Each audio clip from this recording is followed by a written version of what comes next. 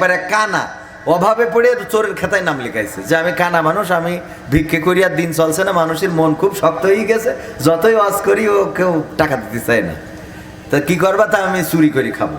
তো চোরের সর্দার বলতেছে তুই তো কানা, তুই দেখবি কি করি আর চুরি করবি কি করি? কবে হাতরাই মাত্রায় নিয়ে আসবা না, অসুবিধে নেই, আমার যদি ধরি ফেলে তাহলে আমি বলবো আমি তো কানা, বুঝতে পারিনি, তোমারটা নিয়ে চলে যাচ্ছি, তাহলে আরো ভালো না, এত সুবিধা হইলো। বলছে তাইলে ঠিক আছে তোমার নিলাম। তাই এখন সামনে তো কুরবানির ঈদ, ছাগলের দাম বাড়তেছে, দেখে নে যদি পারো কিছু ছাগল চুরি করে আন। তো কানা গেছে ছাগল চুরি করার জন্য, রাত্রি যাই সভাপতি সাহেব, প্রধান অতিথি সাহেব ছাগল চুরি করতে গেছে কানা, যাই গইলিতে গলায় রশিদে এক ছাগল টেনে এনে তে খুঁটিতে বাইতে রেখেছে চোরের সর্দারের বাড়ির সামনে মেঘনি গাছে। পরের দিন সকালে চোরের সর্দার এসিতে কে কি চুরি করেছে তার কাছে দিচ্ছে, আর ওই নেচ্ছে আর টাকা দিচ্ছে যে নাও। কানার বলছি যে কানা তোর তো কইলাম ছাগল চুরি করতে, কই তা বলছে ওই যে মেঘনি গাছে বেঁধে থুইছে। কয় ওখানে ছাগল কই? কয় ক্যাট বান্দা নেই? তো বান্দা তো আছে, দেখে কুত্তা বেঁধে থুইস। ও কানা গইলি কুত্তা শুয়েছিল, ওইটার গলায় দড়ি দেয়নি টেনে থুই। তাহলে চুরি করার জন্য চোখের দরকার আছে না নাই? আরে যুবকেরা, বন্ধু 3 দিন তোর বাড়িতে গেলাম, দেখা পাইলাম না বন্ধু 3 দিন, যাইতে গেল 2 আনা, আসতে গেল 6 আনা, 8 আনা খরচ হইল, উসল হইল না বন্ধু 3 দিন। তুই যে গানটা গাইলি, তো চোখ না থাকলি তো তোর ওই বন্ধু 3 দিনও দেখা, 3 বছরও তো দেখা হইতো, কথা কয় না? এই 3 দিন তোর বাড়িতে গেলাম, দেখা না পাইলাম না, এটা না কই বরং আল্লাহরে কইতি যে আল্লাহ তুমি তো বানাইলা, তোমার তো দেখার তৌফিক দিলা না, মৃত্যুর পরে তোমার দিদারটা দিও। কি ওগো আল্লাহ, তুমি এত সুন্দর করে বানাইছো, হাত দিছো, হাতের মধ্যে আবার বিয়ারিং দিছো, তা না হইলে তো ধরতে পারতাম না। এখানে বিয়ারিং না থাকলে এটা কলকবজায় কাজ করতো, এখানে বিয়ারিং না থাকলে কলকবজায় কাজ করতো না।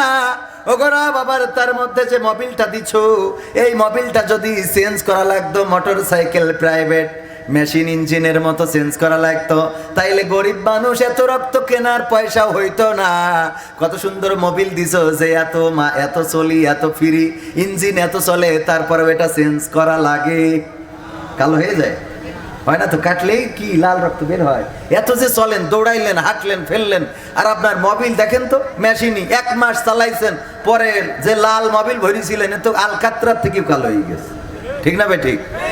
শুকরিয়া টের পান না তো আল্লাহ কি কায়দা করে বানাইছে। ফাবি আইয়ি আলাই রব্বিকুমা তুকাযিবান, আল্লাহ বলতিছে তোমরা আমার কোন কোন নিয়ামতকে অস্বীকার করবে, কোন নিয়ামতকে তোমরা অস্বীকার করবে, শুকরিয়া আদায় না করে থাকো কেমনে? ফাযকুরুনি আযকুরুকুম ওয়াশকুরুলি ওয়ালা তাকফুরুন, তোমরা আমাকে স্মরণ করো, আমিও তোমাদেরকে স্মরণ করব, আর আমার নিয়ামত পাওয়ার পরে অকৃতজ্ঞ হইও না। কিন্তু আমরা এত অধম যে আল্লাহ রাব্বুল আলামিনের নিয়ামত পাওয়ার পরেও অকৃতজ্ঞতা পোষণ করি। শুকরিয়া স্বরূপ অন্তত দিন 5 বার 5 ওয়াক্ত নামাজ, এই 5 ওয়াক্ত নামাজ আমরা পড়ি। কোন নেতা যদি একটা গেঞ্জি দেয় না, ধানের শীষ মার্কা, দাড়িপাল্লা মার্কা, সৌজন্যে আমাদের জনাব প্রধান অতিথি কামরুল ইসলাম পার সাহেব লেখা সৌজন্যে এই গেঞ্জিটা দেশে, অন্তত গায়ে দিতে ইচ্ছে না করলেও মাঝে মাঝে ওনার খুশি করার জন্য হলেও তো মানুষ গায়ে দেয়, ঠিক না বে ঠিক? দেয় না? দেয় না? দাড়িপাল্লার গেঞ্জি, ধানের শীষের গেঞ্জি, নৌকার গেঞ্জি তো এন দেয় না, হ্যাঁ? ওটা তো বলে লাভ নাই, ওটা দেয় এখন না, ওটা দেয় না। ওরা যারা দেয়ার তারা এখন নীরবে আছে, হয়তো ভবিষ্যতে মাথা ছাড়াতে উঠতেও পারে, কারণ দেশ যেভাবে আগাচ্ছে তাতে করে বলা যায় না যে কি হয়, কথা কয় না? যা ভাবছিলাম আল্লাহ জানে আমাদের স্বপ্নের বাংলাদেশ কতটুকু পরিপূর্ণ হবে, যেটা দেখতে পাচ্ছি সব যেন একই ভাষায় কথা বলে, এই চেয়ারে বসলেই কেমন জানি সব চেহারা পাল্টে যায়, ঠিক না বেঠে? এই চেয়ারে বসলেই কেন জানি চেহারা পাল্টে যায়। আমি বললাম যে আসলে আমার বিশ্বাস, আমি যদি জিজ্ঞাসা করি তাইলে ওরা বলবে হয়ে আসতেছে, হয়ে আসতেছে। বোঝেন? আপনি যাবেন সাতক্ষীরায়, তালার থেকে বাসে উঠেছেন, যাত্রী ভরা, ভরপুর যাত্রী, সামনে দাঁড়ায় রড ধরিয়ে আছেন, আরো যাত্রী তুলিছে সাতক্ষীরায় যাওয়ার আগ পর্যন্ত, পিছনে আরো যাত্রী, অনেক যাত্রী হয়ে গেছে, আপনি সামনে ড্রাইভারের কাছে রড ধরিয়ে দাঁড়ানো, হঠাৎ ড্রাইভার ব্রেক করেছে, পিছনের লোকজন আপনার ঘাড়ের পরে পড়বে না? পড়বে না?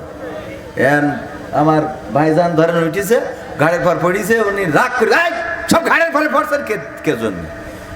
বলতেছে ভাই রাগ করিয়েন না, আসলে পিছনতে হয়ে আসতেছে। পিছন থেকে কি? তো এই চেয়ারে যারাই বসছে আমার মনে আছে যদি জিজ্ঞাসা করি আপনাদের কথা আর ইতিপূর্বে যারা ছিল তাদের কথা মিলে যায় কেমনে, বলবে যে আবার বললেন না, ওটা হয়ে আসতেছে। ওটা কি হয়ে আসতেছে জানি না। এই চেয়ারে আমরা বসলো এরকম করবো কি না আল্লাহ ভালো জানে। ও দেশের ভাই রে বল না কোথা যাই রে, একটু শান্তি বলো কোথায় গিয়ে পাই রে। ও দেশের ভাই রে বল না কোথা যাই রে, একটু শান্তি বলো কোথায় গিয়ে পাই রে। চারিদিকে শুনি শুধু নাই কিছু নাই রে, চারিদিকে শুনি শুধু নাই কিছু নাই রে। ও দেশের ভাই রে বল না কোথা যাই রে, একটু শান্তি বলো কোথায় গিয়ে পাই রে। ও দেশের ভাই রে বল না কোথা যাই রে, একটু শান্তি বলো কোথায় গিয়ে পাই রে। পানির কলে পানি নাই তাতে কি আসে যাই, বিদ্যুতের খবর নাই উন্নতির জোয়ার বয়। বিদ্যুৎ এসেছে কি এখনো? এখনো তো আয় নাই কেন?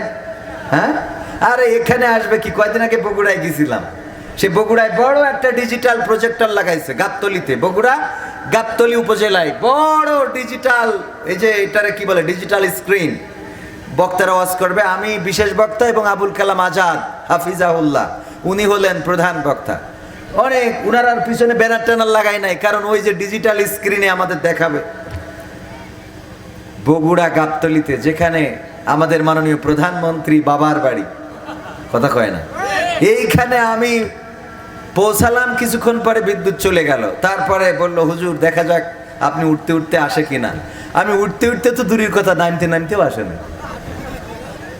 ওখানে বলে আসলাম যদি প্রধানমন্ত্রীর গ্রামের বাড়িতে এই অবস্থা হয় তাইলে আমাদের আর দুঃখ করার জায়গা নেই, আছে কোনো? পানির কলে পানি নাই তাতে কি আসে যাই, বিদ্যুতের খবর নাই উন্নতির জোয়ার বয়। সেই জোয়ারে ভেসে ভেসে দেশ গেল গোল্লাই রে, সেই জোয়ারে ভেসে ভেসে দেশ গেল গোল্লাই রে।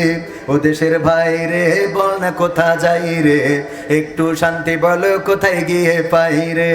ও দেশের ভাই রে বল না কোথা যাই রে, একটু শান্তি বলো কোথায় গিয়ে পাই রে।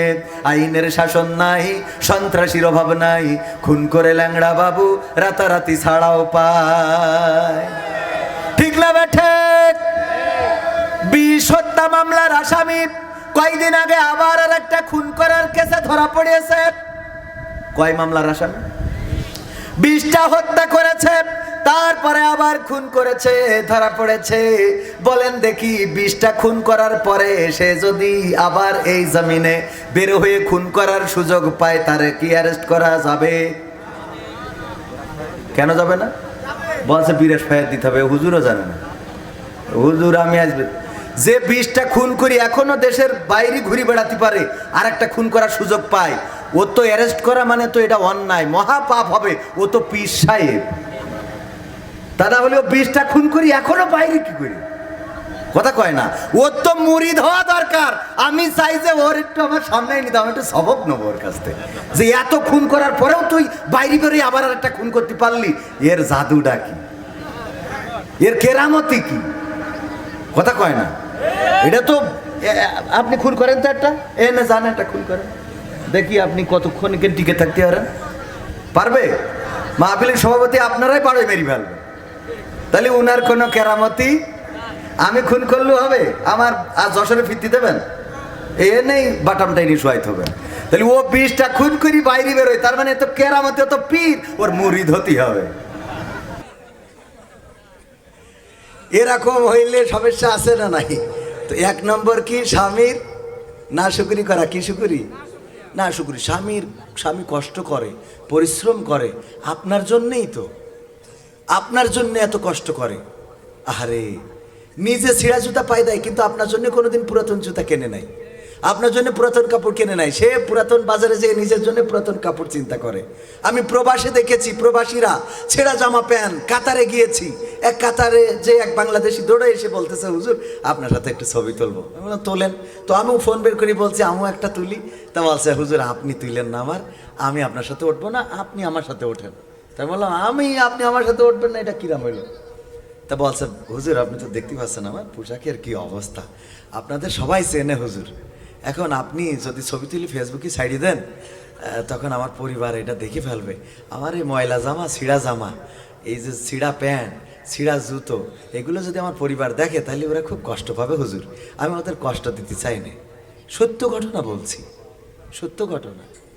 এভাবে কষ্ট করে প্রবাসীরা। আমার বাংলাদেশের প্রবাসীদের গল্প বলি শোনো, এ গল্প তো কল্পনা নয়, তোমরা কি তা জানো ও ভাই? এ গল্প তো কল্পনা নয়, তোমরা কি তা জানো? আমার বাংলাদেশের প্রবাসীদের গল্প বলি শোনো। পল্লী গায়ের দুরন্ত ছেলে বাপে ডাকে খোকা, হঠাৎ করে ঢুকলো মাথায় বিদেশ যাওয়ার পোকা। রোগে শোকে ক্লান্ত পিতা, খাটার নাই উপায়, বেকার ছেলের এমন কথায় বাবাও দিল সাই। ক্ষেতের জমি হালের গরু বিক্রয় করে দিয়ে বাকি টাকা করলো পূরণ মায়ের গহনা নিয়ে। অনেক আশা বুকে বেঁধে ছাড়লো যখন বাড়ি, সে যে কি বেদনা বিধুর ছিড়লো যেন নাড়ি। মায়ে কান্দে, ভাইয়ে কান্দে, কান্দে আপন জন।